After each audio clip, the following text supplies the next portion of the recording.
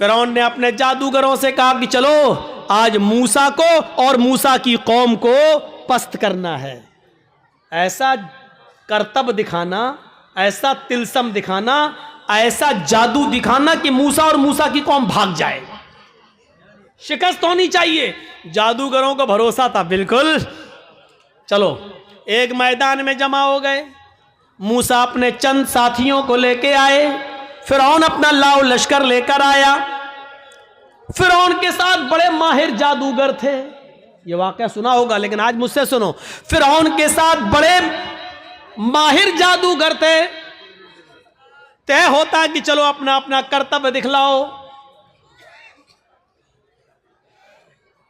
फिरौन ने कहा जादूगरों, अपने जादूगरों से चलो दिखाओ।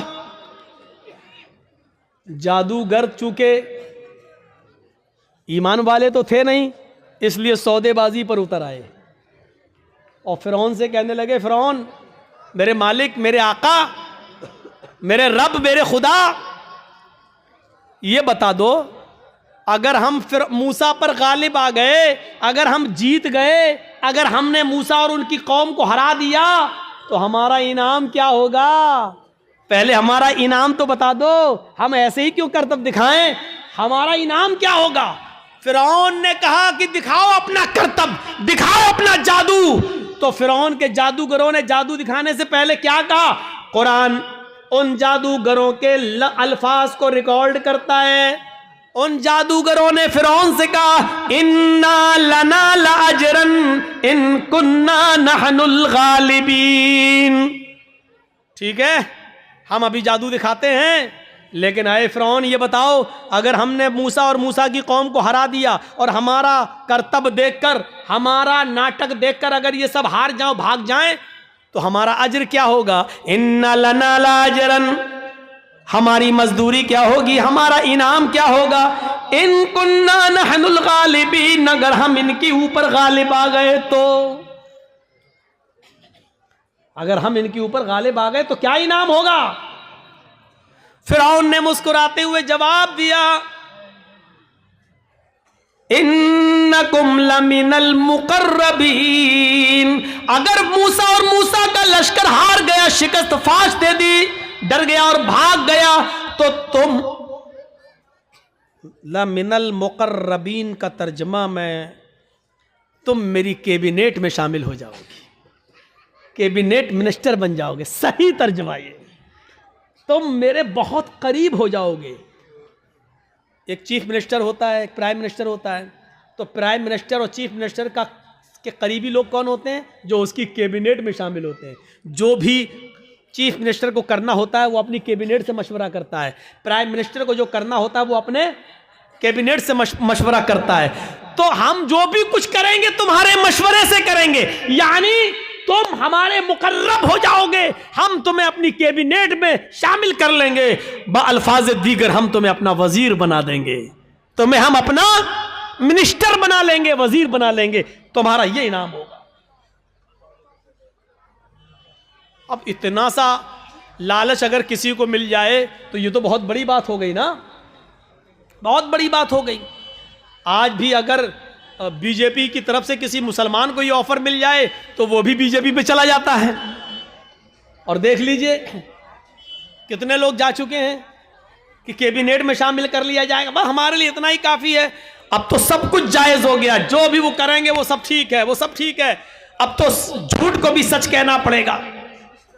जब उन जादूगरों ने सुना कि फिरौन कह रहा है कि इन्नकुम लमिनल मुकर्रबीन, तुम हमारे मुकर्रब हो जाओगे, हमारी कैबिनेट में शामिल हो जाओगे, हमारे मिनिस्टर बन जाओगे, इतना बड़ा इनाम का जब लालच उनको मिला तो वो फौरन तैयार हो गए।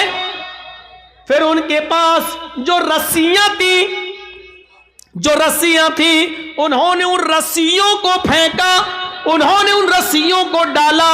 उन्होंने जब उन रस्सियों को मूसा के सामने और मूसा की कौम के सामने फेंका तो वो रेंगते हुए सांप बन गए, रेंगते हुए सांप बन गए, सांप बनकर रेंगने लगे। हालांकि वो सांप नहीं थे, वो नजर बंदी थी, हमें दिखाई दे रहे हैं सांप की तरह रेंग रहे, लेकिन वो सांप नहीं थे। जैसे जादूगर हमारे मोहल्ले में आता है, मिट्टी उठाएगा, रखेगा, मुट्ठी बंद करेगा, छू मंतर जादू करके ऐसे घुमा के खोलेगा, रुपया बन जाएगा। हालांकि वो रुपया नहीं है, वो मिट्टी है, लेकिन हमें रुपया दिख रहा है। अगर जादूगर मिट्टी को रुपया बनाना जानता होता तो अपना जादू खत्म करने के बाद फिर कटोरा लेकर 1-1, 2-2 रुपए की भीख हमसे क्यों मांगता? वो कहता है कि ये कला है, ये मिट्टी को मैंने रुपया बनाया, ये सिर्फ हमारी हाथ की सफाई है। ये तुम्हें रुपया दिख रहा है लेकिन हकीकत में रुपया नहीं है। अगर रुपया होता तो फिर तो हम घर बैठ के ये तमाशा क्यों दिखाते तुम्हें? हम तो घर बैठ के मिट्टी का रुपया बनाते रहते। मूसा और मूसा की कौम को वो रेंगते हुए सांप दिखने लगे तो मूसा अलैहिस्सलाम डरने भी लगे, ऐसे हटने भी लगे। फौरन अल्लाह ताला ने फरमाया, मूसा डरो नहीं, ला तखफ या मूसा, अरे मूसा डरो नहीं, तुम्हारे पास जो लाठी है ना, जो डंडा है, इसको जमीन पर मारो, अन अलक़ि असाक, जमीन पर इस लाठी को मारो। मूसा अलैहिस्सलाम ने वो लाठी जमीन पे मार दी और जैसे ही जमीन पे लाठी मारी वो अजदहा बन गया। अजदहा बहुत बड़ा होता है, वो अजदहा बन गया और उसने अपना मुंह फाड़ा और अंदर को सांस ली, बाहर को नहीं, अंदर को। अंदर को जब उसने अंदर को सांस ली तो वो जितने भी सांप जो रस्सियां बनी हुई थी वो सब उसके मुंह में घुसते चले गए, करके सबको खा गया। यहीं से मूसा फिरौन के जादूगरों की अकल ठिकाने आ गई। वो समझ गए हमने जो दिखाया वो नकली चीज थी, मूसा ने जो दिखाया वो ओरिजिनलिटी थी, वो असलियत थी। वो समझ गए कि अब हक के आगे मेरा बातिल नहीं चलेगा। यकदम वहीं से बदल गए, यहीं से चेंज हो गए। मूसा अलैहिस्सलाम ने डंडा जमीन पे मारा, वो अजदा बन गया, अजदा उनके सांपों को निकल गया। फिरौन के जादूगर समझ गए कि अब मेरी खैर नहीं, अगर मैंने कुछ और दिखाया तो हमारी आफत, हमारी बर्बादी, क्योंकि हमने जो दिखाया वो जादू था, मूसा ने जो दिखाया वो हकीकत है और जादू कभी हकीकत का मुकाबला नहीं कर सकता। फौरन वही के वही वो सारे जादूगर पलटे और चीख पड़े, आमन्ना बिर्रब्बे मूसा व हारून, हम मूसा और हारून के रब के ऊपर ईमान ले आए। चीखते हुए उन्होंने कहा, अब हमने फिरौन को छोड़ दिया, मैं मूसा और हारून के रब पर ईमान ले आया। उन्होंने ये नहीं कहा कि मैं अल्लाह पर ईमान लाया। जादूगरों ने क्या कहा? बिरब्बे मूसा व हारून, हारून और मूसा के रब पर ईमान लाया। अगर वो ये कहते हैं कि मैं तो अल्लाह पर ईमान लाया, तो लोगों का अल्लाह और लोगों का खुदा तो वही बना हुआ था फिरौन। इसलिए मूसा और हारून का रब नहीं था। मूसा और हारून अलैहिस्सलाम ने कभी फिरौन को अपना रब नहीं माना। मूसा और हारून ने अपना रब अल्लाह को माना था। इसलिए क्या कहा? आमन्ना बिरब्बि मूसा व हारून, मैं हारून और मूसा के रब पर ईमान ले आया, यानी मैं अल्लाह पर ईमान लाया। फिरौन तो शजदर रह गया, लाया था मूसा और उनको हराने के लिए, और ये तो हम ही हार गए। ये सारे जादूगर पलट गए, ये सारे जादूगर उधर चले गए। अभी देखिए, जब तक जादू दिखा रहे थे तब तक वो काफिर थे, लेकिन जब मूसा ने अपना हुनर दिखलाया, मौजिजा दिखलाया, तो वो ईमान ले आए। अब ईमान लाने के बाद ताकत देखिए उनके अंदर वही मौजूद है, अभी हटे नहीं, अभी अपने घर नहीं गए। अब जब ईमान ले आए, जब कह दिया आमन्ना बिरब्बि मूसा व हारून, जब कह दिया कि हारून और मूसा के रब पर ईमान लाए, तब उनके ईमान लाने के बाद उनके अंदर ताकत क्या आई, वो दिखाना चाहता हूं। एक मोमिन के अंदर ईमान जब आ जाए तो उसकी ताकत क्या होती है, वो चीज समझ लीजिए। जब वो ईमान लाए तो फिरौन ने कहा, ये क्या किया तुमने? तो उन्होंने जवाब दिया कि अल्लाह की तरफ से हक आ जाने के बाद और अपनी आंखों से हक देखने के बाद भी मैं तुम्हारी गुलामी करूं और तुमको अपना रब मानूं, तो हमसे बड़ा बदनसीब कोई नहीं होगा, हमसे बड़ा फिर पागल कोई नहीं होगा। हमने आज अपनी आंखों से हक देख लिया और सच्चाई देख ली और मूसा की का मौजिज़ा देख लिया है। मूसा ने जो दिखाया वो अल्लाह की तरफ से है, इसलिए अब हक आ जाने के बाद हम तुम्हारी गुलामी नहीं कर सकते, हम तुम्हें तरजीह नहीं दे सकते। फिरौन ने कहा, तब जानते हो तुम्हारा अंजाम क्या होगा, जानते हो तुम्हारा अंजाम क्या होगा। उन्होंने कहा ए फिरौन, फिर हमारे अंजाम को भी बता दो कि क्या अंजाम होगा हमारा। फिरौन ने कहा ला उक़त्तिअन्ना अयदियकुम व अर्जुलकुम मिन खिलाफ थुम्मा ला उसल्लिबन्नकुम अजमईन। कुरान कह रहा है, आए मेरे जादूगरों, अगर तुमने मूसा और हारून के रब को छोड़कर मुझे रब न माना और तुम न पलटे तो हम तुम्हें क्या अजाब देंगे, क्या सजा देंगे तुम जानते हो। ला उक़त्तिअन्ना अयदियकुम व अर्जुलकुम मिन खिलाफ, हम तुम्हारे हाथ कटवा देंगे, हम तुम्हारे पैर कटवा देंगे मुखालिफ सिमतों से, यानी दाहिना हाथ काटेंगे तो बायां पैर और बायां हाथ काटेंगे तो दायां पैर। अगर हमने दायां हाथ काटा तो बायां पैर कटवाएंगे, और किसी का अगर हमने बायां हाथ काटा तो उसका दायां पैर कटवा देंगे। लउक़त्तिअन्ना अयदियकुम व अर्जुलकुम, अरबी से वाकिफ होंगे तो आप समझ जाएंगे, लेकिन अरबी से वाकिफ नहीं है, अल्फाज की ज़्यादती माना की ज़्यादती पर दलालत करती है। अरबी ज़बान में क़ता यक़ताओं के माना होते हैं काटना, ये इसको कहा जाएगा क़ता, काटना। लेकिन इधर से काटा, इधर से काटा, इधर से काटा, ये काटा, ये काटा, इसको कहा जाता है क़त्ता युक़त्तिउ तक़ती, टुकड़े टुकड़े करना। फिरौन ने ये नहीं कहा था कि हम तुम्हारे हाथ और पैर काट देंगे। फिरौन ने कहा ला उक़त्तिअन्ना अयदियकुम व अर्जुलकुम, हम तुम्हारे हाथ के टुकड़े टुकड़े करवा देंगे, हम तुम्हारे पैर के टुकड़े टुकड़े करवा देंगे। हमारी जबान में कीमा कीमा कर देंगे, बोटी बोटी कर देंगे मुखालिफ सिमतों से, यानी पहले अंगूठा काटेंगे, फिर पंजा काटेंगे, फिर पिंडली काटेंगे, टखना काटेंगे, पिंडली काटेंगे, घुटना काटेंगे, रान काटेंगे, कमर काटेंगे। अगर मैंने तुम्हारा दाहिना पैर काटा तो ऐसे ही बायां हाथ काटेंगे, पहले उंगली काटेंगे, पोर काटेंगे, कलाई काटेंगे, गट्टा काटेंगे, हाथ की ये कलाई, फिर ये कोहनियों, फिर कंधा, यानी हम टुकड़े टुकड़े कर देंगे। कितनी दर्दनाक सजा, जिंदा आदमी को एक एक हिस्सा काटा जाए। लउक़त्तिअन्ना अयदियकुम व अर्जुलकुम मिन खिलाफ, हम पहले ऐसा करेंगे और ऐसा करने के बाद भी अगर तुम न माने तुम लउसल्लिबन्नकुम अजमईन, तो फांसी का फंदा लगा के फिर हम तुम्हें सूली पे चढ़ा देंगे। अब दो चीजें समझ लो, इतनी बड़ी सजा सुनने के बाद इनका जवाब क्या था। जब काफिर थे, ईमान नहीं लाए थे, फिरौन के साथ आए थे, तब इनकी डिमांड क्या थी? तब इनकी डिमांड क्या थी? इन्ना लना लअजरन, अगर हमने अपना जादू दिखाया और मूसा को हरा दिया तो आप हमें इनाम क्या देंगे? अभी इनाम मांग रहे थे, सोना चांदी दौलत मांग रहे थे, लेकिन ईमान लाने के बाद जब इतनी बड़ी सजा सुनी तो उसके बाद उनका जवाब क्या था? यह है ईमान की ताकत। उनका जवाब यह था फ़क़ज़ी मा अंत क़ाज़िन, फ़क़ज़ी मा अंत क़ाज़िन इन्नमा तक़ज़ी हाज़िहिल हयात दुनिया।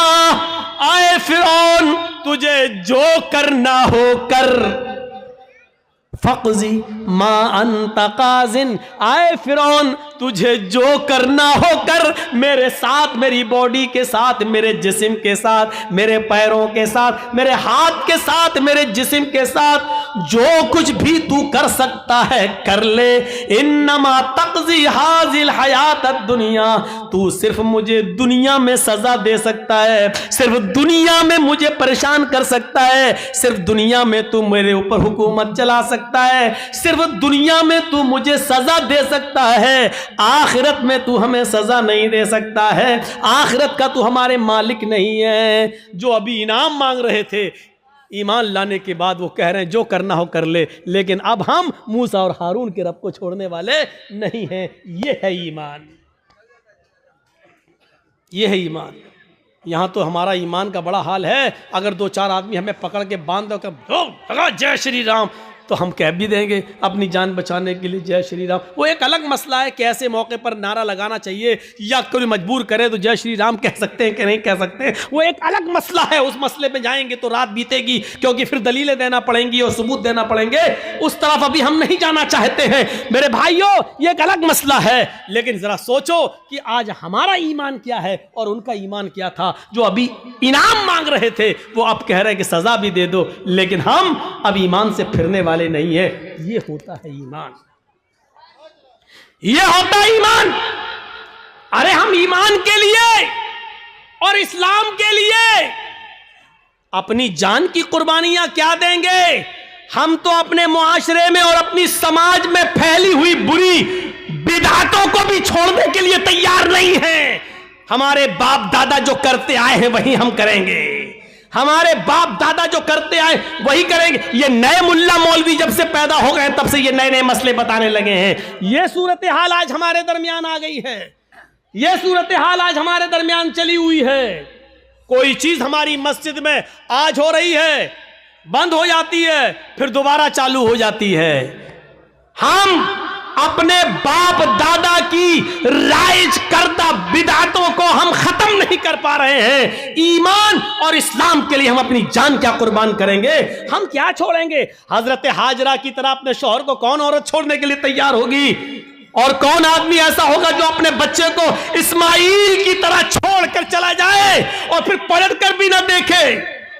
हम भी जाते हैं तो एक उम्मीद होती है कि चलो बीवी सऊदीया जा रहे हैं, इस बच्चे ही के लिए तो जा रहे हैं, तुम्हारे लिए तो जा रहे हैं, लेकिन 1 साल के बाद आ जाएंगे, 2 साल के बाद आ जाएंगे। लेकिन वो भी घर में सारा इंतजाम करने के बाद आप जाते हैं और सऊदी जाने के बाद पैसे वगैरह भेजते रहते हैं। यहां तो कुछ नहीं है, अंधेरी रात में क्या होगा, सत्तू और पानी के अलावा कुछ नहीं है। वो भी 2 दिन के लिए बाद क्या होगा, मेरी बीवी क्या करेगी, मेरा बच्चा क्या करेगा। जरा तसव्वुर कीजिए इस पोजीशन में अपनी बीवी और बच्चे को छोड़ना। हम तो अपनी बिदअतों को कुर्बान नहीं कर पा रहे हैं, नहीं छोड़ पा रहे हैं। हमारे बाप दादा जो करते चले आ रहे हैं वो हम करते रहेंगे।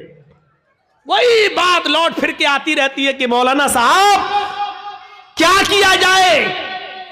मस्जिद में फर्ज नमाज के बाद इमाम के साथ दुआ मांगना कैसा है, कब्रिस्तान में दुआ करना कैसा है, किसी आदमी के मर जाने के बाद किसी मौलाना के साथ उसके घर पे जाकर भोज खाने के बाद दुआ करना उसकी मग़फ़िरत की, ये कैसा है।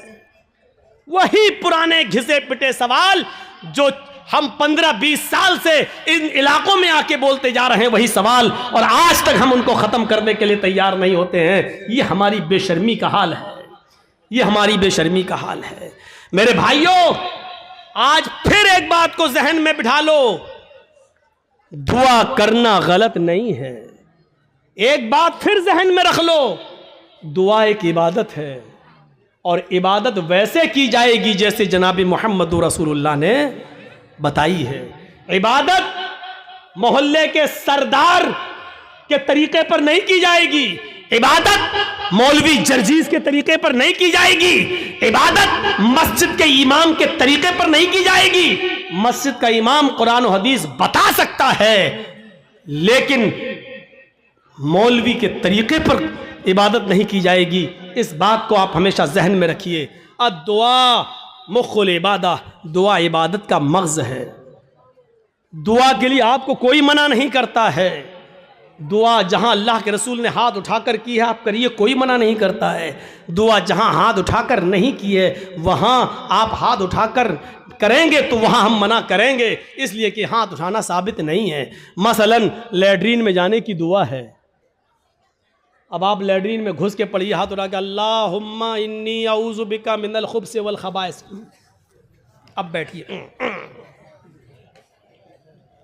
बैठिए, दुआ है, क्यों हाथ नहीं उठाया। मैं पूछना चाहता हूं उन लोगों से जो मस्जिद में मजबूर करते हैं इमाम को कि हाथ उठाओ और पब्लिक से कहते हैं हाथ उठाकर दुआ करो। अगर दुआ के लिए हाथ उठाना है तो लैट्रीन में जाने की दुआ है, बताओ क्यों नहीं हाथ उठाते हो। सब लैट्रीन में क्यों? अरे जब लैट्रीन में दुआ पढ़ सकते हो तो हाथ क्यों नहीं उठा सकते हो? जब लैट्रीन में अल्लाह का नाम ले सकते हो, अल्लाहुम्मा इन्नी औज़ु बिका, तो हाथ उठाने में क्या हर्ज है, क्यों नहीं उठाते हो? अब हमारी अक्ल कह रही गंदी जगह पर हाथ कैसे उठाएं, अभी अकल ही तो कह रही है ना। तो मैं कह रहा हूं गंदी जगह पर फिर अल्लाह का नाम क्यों ले रहे हो? नहीं साहब, वो तो अल्लाह के नबी ने बताया है, तो अल्लाह के नबी ने बताया, तो यहां अल्लाह के नबी ने हाथ नहीं उठाया तो हम हाथ नहीं उठाएंगे। अच्छा, खाना खाओ, क्या दुआ है? बिस्मिल्लाह या बिस्मिल्लाह व अला बरकतिल्लाह, ये दुआ है खाना खाने की। अब आप खाना बैठो, जर्जी साहब खाना लग गया, बिस्मिल्लाह, अब हम खाएं, या बिस्मिल्लाह व अला बरकतिल्लाह, अब हम बोलिए। चलो ये तो लैट्रीन नहीं है, ये तो घर है। यहां पर हाथ उठाकर अगर कोई आदमी दुआ करे बिस्मिल्लाह या बिस्मिल्लाह व अला बरकतिल्लाह, तब खाना खाए, कैसा लगेगा आपको? क्यों नहीं उठाते हो? ये भी तो दुआ ही है। साहब अल्लाह के नबी ने नहीं उठाए, इसलिए हम नहीं उठाए। आ गई ना बात वही, जहां नबी ने उठाया वहां उठाओ। हम भी तो यही कह रहे हैं, जहां नबी ने नहीं उठाया वहां मत उठाओ। हम भी तो आपसे यही कह रहे हैं। अच्छा, वुजू बनाया, क्या दुआ पढ़ते हो? बिस्मिल्लाह। वुजू के बाद क्या दुआ पढ़ते हो? अशहदु अल्ला इलाहा इल्लल्लाह व अशहदु अन्ना मुहम्मदन अब्दुहु व रसूलुहु अल्लाहुम्मा जअलनी मिनत तव्वाबीन व जअलनी मिनल मुततहिरीन, यही दुआ तो पढ़ते हो। अच्छा, वुजू बनाने के बाद किसी को देखा, पैर धुलने के बाद आया हो, किबले की तरफ मुंह करके अशहदु अल्ला इलाहा इल्लल्लाह वहदहु ला शरीका लहु व अशहदु अन्ना मुहम्मदन अब्दुहु व रसूलुहु अल्लाहुम्मा जअलनी मिनत तव्वाबीन व जअलनी मिनल मुततहिरीन। मैं पूछना चाहता हूं, क्यों नहीं हाथ उठाते हो? यहां वुजू के बाद की दुआ है, हाथ उठाना साबित नहीं है। अजान के बाद की दुआ है, अल्लाहुम्मा रब्ब हाज़िहि दावति ताम्मा व सलातिल काइमा आति मुहम्मदनिल वसीला वल फजीला, लेकिन हाथ उठाना साबित नहीं है। चांद देखकर दुआ मांगना साबित है, चांद देखकर दुआ मांगी जाए, लेकिन हाथ उठाना साबित नहीं है। इसी तरीके से कब्रिस्तान में जाकर दुआ करना जायज है। अल्लाह के नबी ने फरमाया इस्तगफिरू लि अखीकुम, अपने भाई के लिए दुआ करो। हर आदमी को मिट्टी देने के बाद अपने भाई के लिए दुआ करना चाहिए, लेकिन यहां हाथ उठाना साबित नहीं है। जैसे इन जगहों पर हाथ उठाना साबित नहीं है, ऐसे ही कब्रिस्तान में भी हाथ उठाकर दुआ करना साबित नहीं। या है तो हमें बताओ कहां है? नहीं साहब, उठा लें तो हर्ज क्या है? अब इसका जवाब सुनो। अरे हमने हाथ उठाकर दुआ कर ली तो हर्ज क्या है? तो अब मुझे जवाब दो, लैट्रीन में हमने कह दिया हाथ उठाकर अल्लाहुम्मा इन्नी अऊज़ु बिका मिनल खुब्ज़ि वल खबाइस, तो हर्ज क्या है? मुझे इतना बता दो। अजान के बाद हमने हाथ उठाकर दुआ मांग ली है, अशहदु अल्ला इलाहा इल्लल्लाह, हर्ज क्या है? मुझे बता दो। यहां आपको हर्ज लगता है, मुझे कब्रिस्तान में हाथ उठाकर दुआ मांगने में हर्ज लगता है। क्यों इस्लाम को अपने और अपने बाप दादा के तरीके पर चलाना चाहते हो? इस्लाम चलेगा तो सिर्फ फातिमा के बाप के तरीके पर चलेगा। इस्लाम न तुम्हारे तरीके पर चलेगा, न मेरे, न तुम्हारे बाप के तरीके पर चलेगा, न मौलवी जर्जीज के बाप के तरीके पर चलेगा। इस्लाम चलेगा तो जनाब मोहम्मद रसूलुल्लाह के तरीके पर चलेगा। आपको नमाज पढ़ने के बाद दुआ से कोई नहीं रोकता। यकीन मानिए, नमाज पढ़ने के बाद आप दुआ करिए, हम आपको नहीं रोकते हैं।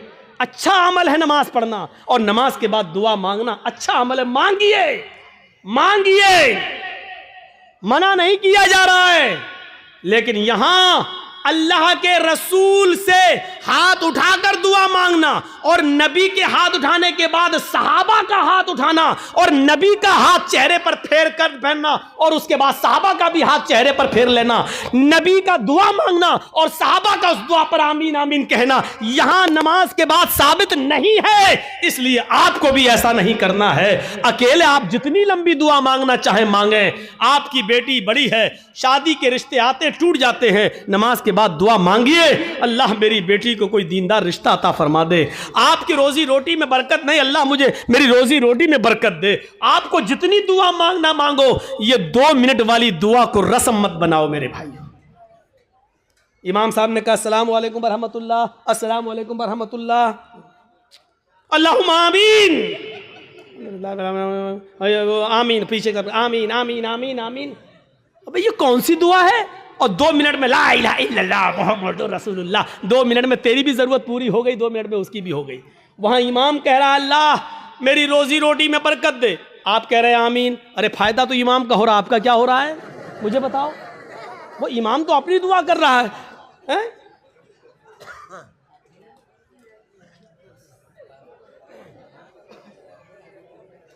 अब इमाम बेचारा कुंवारा है, शादी नहीं हुई है, इमाम कह रहा अल्लाह मुझे दीनदार लड़की अता फरमा दे, आप कह रहे हैं आमीन। फायदा तो इमाम का हो रहा, तुम्हारा क्या हो रहा है?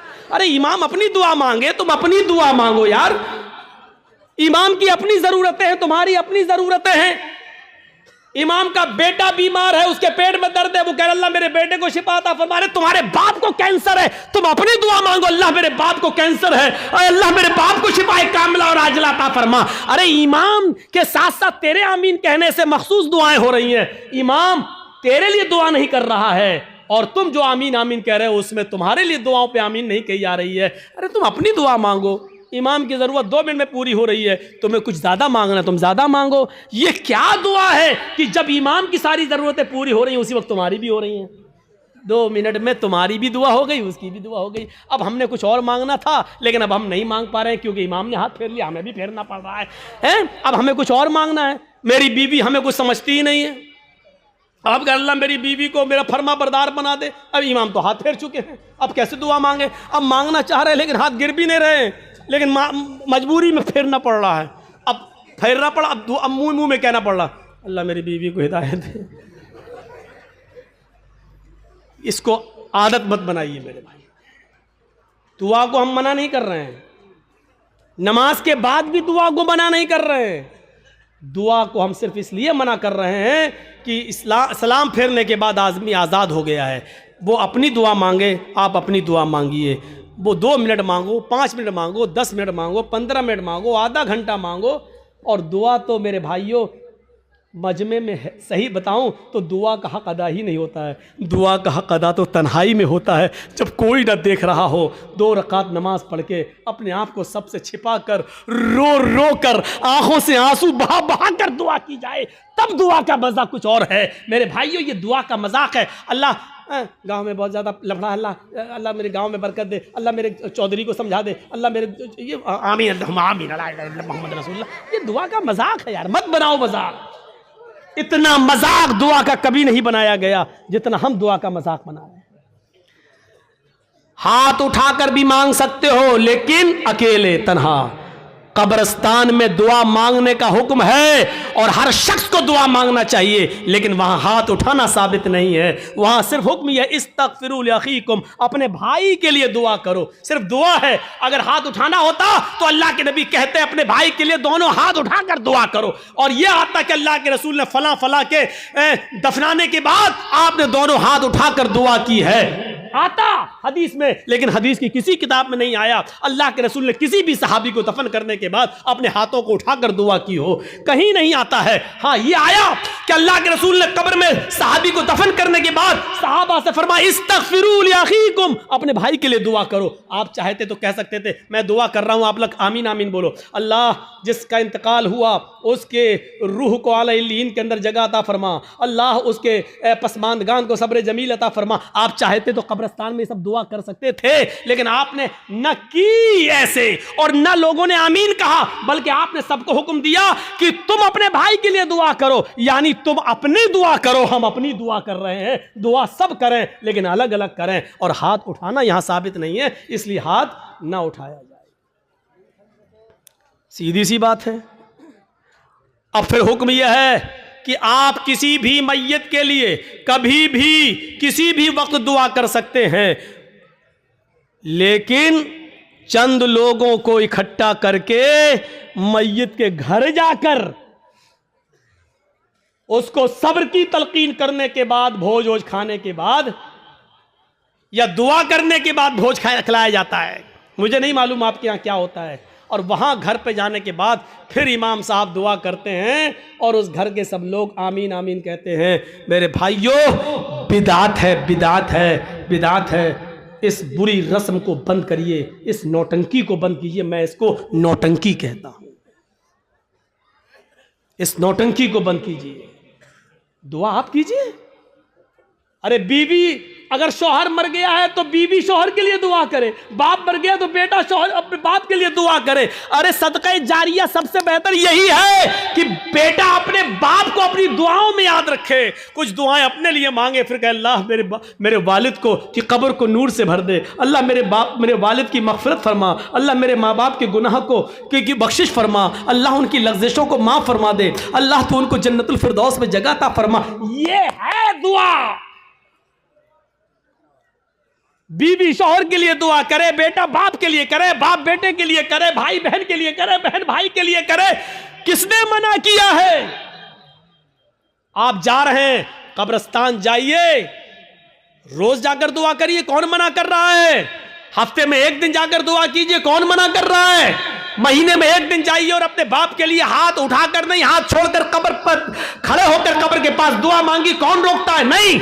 लेकिन आप पूरे साल ना जाएं, सिर्फ ईद के दिन ईद की नमाज पढ़ने के बाद कब्र पर जाकर दुआ मांगे और इसको मामूल बना लें, यह गलत है। आप किसी दिन को मुतय्यन करके दुआ करेंगे तो वही चीज बिदअत हो जाती है। आप आज मांग लीजिए, कल मांगिए, 2-4 दिन बाद मांग लीजिए, मुतय्यन मत करिए, रोज दुआ मांगिए कब्र पे जाके, कोई मना नहीं करता है। और कब्र पे जाके दुआ इसलिए मांगने जाइए आप कि वहां जाएंगे तो आपको अपनी मौत याद आएगी, वरना दुआ मांगने के लिए कब्र पे जाना जरूरी नहीं है। दुआ के लिए आप अपने घर से भी दुआ कर सकते हैं। मेरे भाइयों, मेरे बाप इटावा में हैं और मेरे पास फ़ोन आ जाए और वो बीमार, मैं इस जलसे में भी दुआ कर सकता हूँ। आपके डिस्ट्रिक्ट मालदा में रहकर क्या मेरे लिए दुआ करो। अब आपसे भी कह सकते हैं कि मेरे वालिद के लिए दुआ करो कि अल्लाह ताला में जर्जी साहब के वालिद को शिफाए कामला और आजला अता फरमाए। कोई बुराई की बात नहीं है। दुआ के लिए किसी के घर जाकर ही दुआ की जाए या कब्रिस्तान जाकर दुआ की जाए, ये जरूरी नहीं है। लेकिन अगर आप जाएंगे तो आपको अपनी मौत भी याद आएगी कि एक दिन हमको भी इस जगह आना है, इसलिए आप अगर जाते हैं तो ठीक है। इसी तरीके से मेरे भाइयों याद रखिएगा, कोई भी काम हो अगर शरीयत की रोशनी में ठीक है तो करेगा। बहुत से लोग क्या करते हैं, बेटे का खतना हो रहा है, खाना दावत कहते हो, साहब हाँ आज दावत है आपकी। किस बात की दावत? बच्चे का खतना करा रहे हैं।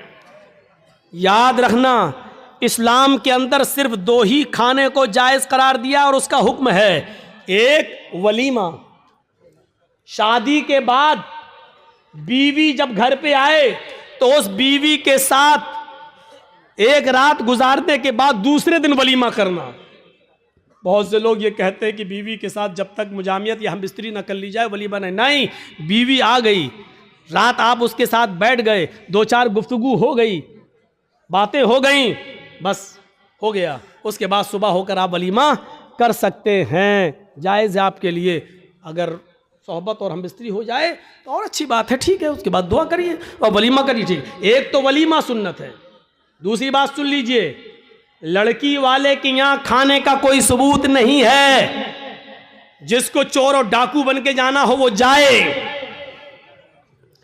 लड़की वाले को न खिलाने का हुक्म है, ना लड़की वाले के यहां जबरदस्ती बैठकर खाने का हुक्म है, ना शरीयत ने लड़की वाले को खिलाने का मुकल्लफ बनाया है। वलीमे को सुन्नत कहा है। एक सहाबी अल्लाह के नबी के पास आए, आपने देखा उनके कपड़ों पर कुछ पीलापन है, जाफरान लगी हुई है, खुशबू आ रही है। आपने कहा ये क्या? कहा अल्लाह के नबी शादी कर ली।